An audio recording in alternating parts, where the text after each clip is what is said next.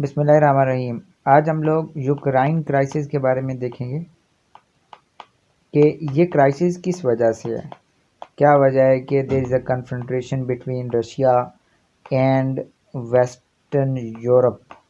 Russia और western Europe के दरमियान जो कन्फ्रंटेशन है वो क्यों है, और इस बात का भी जवाब देने की कोशिश करेंगे कि यूएसए क्यों जो है वो यूएसए का क्या मामला है कि वो रशिया को कहता है कि वो यूक्रेन का साथ देता है और फिर कीव का साथ देता है और वो यहाँ पे जो है वो इसको सपोर्ट करता है। तो इन सारे सवालों के जवाबात आपको मिलेंगे इस वीडियो को देखने के बाद। फर्स्ट ऑफ ऑल, सबसे पहली बात है, अगर आपको यूक्रेन का इशू देखना है तो आपको जो पॉलिटिकल ज्योग्राफी है उसको समझना बहुत ज़रूरी है। पॉलिटिकल ज्योग्राफी जो होती है, पॉलिटिकल ज्योग्राफी ही ये समझाती है बाज़-औक़ात के कैसे ये एक इशू इमर्ज हो रहा है।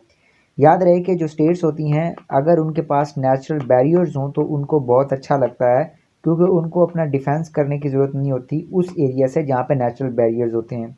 नेचुरल बैरियर्स क्या होते हैं? For example mountains. आपके माउंटेन्स एक नेचुरल बैरियर हैं। फॉर इंस्टेंस इंडिया और चाइना के दरमियान क्या है जनाब?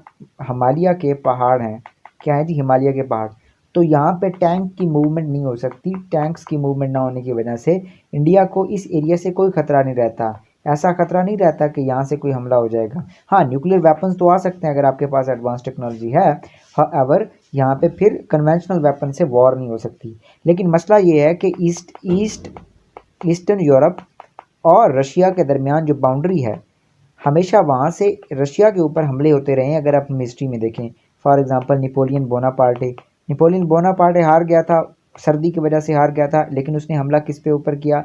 उसने हमला रशिया के ऊपर किया। ठीक है जी, तो पहली बार ऐसा हुआ। उसके बाद अगर आप देखें तो 1939 के अंदर हिटलर और जो यहाँ पे स्टालिन था उसके दरमियान वायदा हुआ कि हम लोग यूरोप को डिवाइड कर देंगे। फिर हम देखते हैं कि वही हिटलर जो है उसने क्या कर दिया? हमला कर दिया। किसके ऊपर हमला कर दिया? रशिया के ऊपर हमला कर दिया। तो रशिया को हमेशा ही एप्रीहेंशंस रहती हैं, बहुत सारी एप्रीहेंशंस रहती हैं कि फ्यूचर के अंदर क्या होगा, मेरे ऊपर इस तरफ से हमला हो सकता है जो कि मेरे लिए क्योटिक हो सकता है। तो फिर यहाँ पे वो एक बफर जोन बनाने की कोशिश कर रहा है। वो क्या करने की कोशिश कर रहा है? यहाँ पे एक बफर जोन क्रिएट करने की कोशिश कर रहा है, और वही बफर जोन बनाने की जो उसकी तगदो है वो उसको यूक्रेन के साथ कन्फ्लिक्ट में लेके आती है। अब इसको समझते हैं कि ऐसा कैसे होता है। अगर आप ये सारी बातें पढ़ना चाहते हैं तो आप सबसे पहले जो मैंने पीछे आपको बताई हैं, तो आप prisoner of geography by Tim Marshall, ये किताब है, ये पूरी की पूरी किताब पढ़ सकते हैं। आपको इस चीज़ के बारे में बेहतर समझ लग जाएगी। अब याद रहे कि ये जो ईस्टर्न यूरोप है जनाब, और ये जो रशिया इसके दरमियान कोई नेचुरल बैरियर नहीं है। इस वजह से रशिया को एप्रीहेंशंस रहती हैं कि यहाँ से मेरे ऊपर अटैक हो सकता है, और अटैक कौन कर सकता है? यूरोप कर सकता है। तो इस वजह से वो क्या कर रहा है? वो चाहता है कि ये वाला एरिया एक बफर जोन बन जाए। लेकिन अभी हाल ही में जो यूएसए है वो क्या करना चाहता है? वो चाहता है कि जो आपका यूक्रेन है ये एक इंडिपेंडेंट स्टेट होकर जिससे मर्जी ताल्लुकात बनाए। तो फिर यूएसए क्या करता है? यूक्रेन को नाटो में इंक्लूड करने की कोशिश करता है। हम जानते हैं कि नाटो एक मिलिट्री एक एग्रीमेंट था जो 1949 में ओल्ड कोल्ड वॉर के दौरान हुआ था। ओल्ड कोल्ड वॉर एरा के दौरान हुआ था, जब सोवियत यूनियन, जो कि रशिया की एक पेरेंट स्टेट थी जो बहुत बड़ी थी, और उसकी और अमेरिका की लड़ाई थी। तो ये नाटो का एग्रीमेंट किसको कंट्रोल करने के लिए हुआ था? ये यूरोप की सिक्योरिटी के लिए हुआ था, ताकि सोवियत यूनियन इसके ऊपर हमला करके इसको कंकर ना कर सके। अब रशिया ने जब 1990s के अंदर रशिया जो है वो टूट गया अपनी कमज़ोर इकोनॉमी की वजह से, तो उसके बाद ये मुआहदा भी हुआ था, ये बात हुई थी कि रशिया ने ये बात की थी कि नाटो के अंदर उसके जो बॉर्डर के करीब करीब जो मुल्क हैं, जैसे लिथुआनिया, ठीक है जी, इस्टोनिया, लातविया, ये वाले कंट्री कभी भी जो है नाटो में शामिल नहीं होंगे, क्योंकि हमें एप्रीहेंशंस रहती हैं। लेकिन अमेरिका ने आहिस्ता आहिस्ता इनको इंक्लूड कर लिया। किसके अंदर इंक्लूड कर लिया? ग्रेजुअली इसको इंक्लूड कर लिया नाटो के अंदर।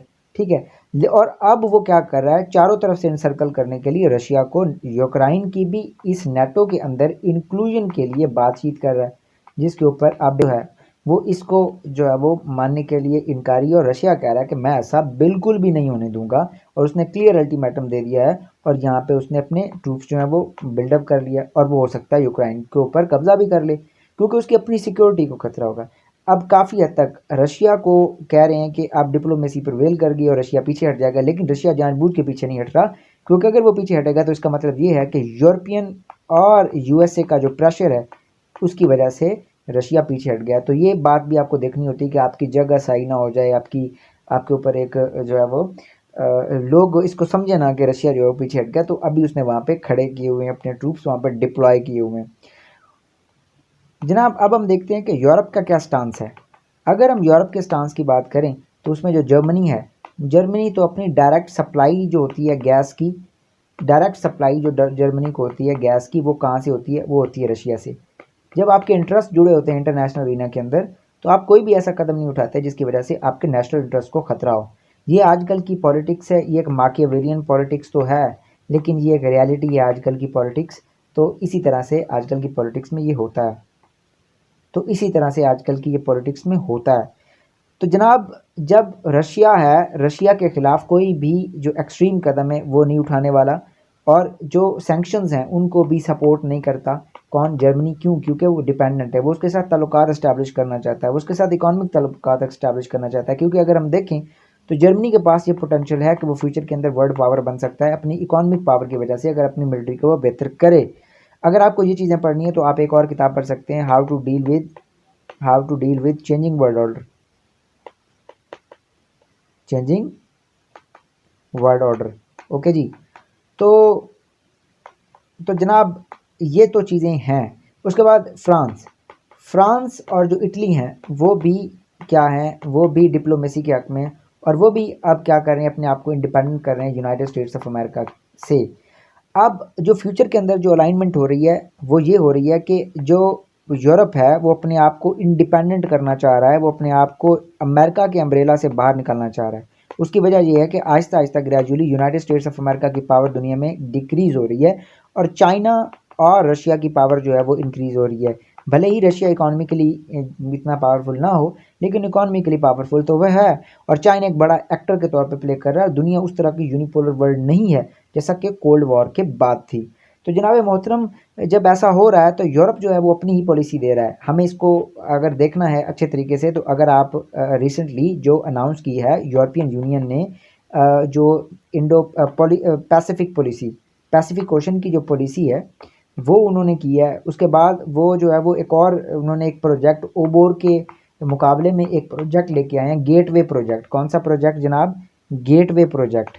गेटवे प्रोजेक्ट, इसमें कोई वो 300 बिलियन है या इतने के करीब जो पैसे हैं वो लगा के इंफ्रास्ट्रक्चर की डेवलपमेंट करना चाहते हैं, जो कि ओबोर के मुकाबले में लेके आए।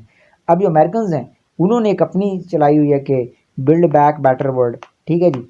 तो अब जो यूरोप है वो अपने आप को अलग कर रहा है, और अमेरिकन हमें यहाँ पे अकेले दिखाई दे रहे हैं इस यूक्रेन के क्राइसिस के ऊपर। देर आर एप्रीहेंशंस, क्योंकि उनकी जो वैल्यूज़ हैं वो बिल्कुल सेम है यूरोप की और अमेरिका की। ये तो बात बिल्कुल ठीक है, क्योंकि जो सारे के सारे यूरोपियन है वही तो अमेरिका में जाके उन्होंने आबाद किया था अमेरिका को। लेकिन उसके बावजूद अब यूरोप जो है वो एक डिफरेंट स्टांस ले रहा है, वो रशिया से अच्छे तल्लुकात लेना चाहता है, इस्टेब्लिश करना चाहता है। वो ये नहीं चाहता कि कोई भी कन्फ्रंटेशन हो।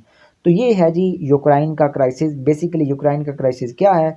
ये है कि नेटो की एक्सपेंशन है जिससे सिक्योरिटी को खतरा है रशिया की, और रशिया चाहता है कि ये एक्सपेंशन रुक जाए। जबकि यूएसए का स्टांस ये है कि जनाब होना ये चाहिए कि यूक्रेन जो है वो एक इंडिपेंडेंट कंट्री के तौर पे वो जिससे मर्जी तल्लुकात इस्टेब्लिश करना चाहे वो कर सकता है। वैसे कज़ाकिस्तान के अंदर और इस एरिया के अंदर जो अमेरिकन हैं, ये इस एरिया के अंदर वो टेररिज्म फैलाने की पूरी कोशिश करते रहे हैं।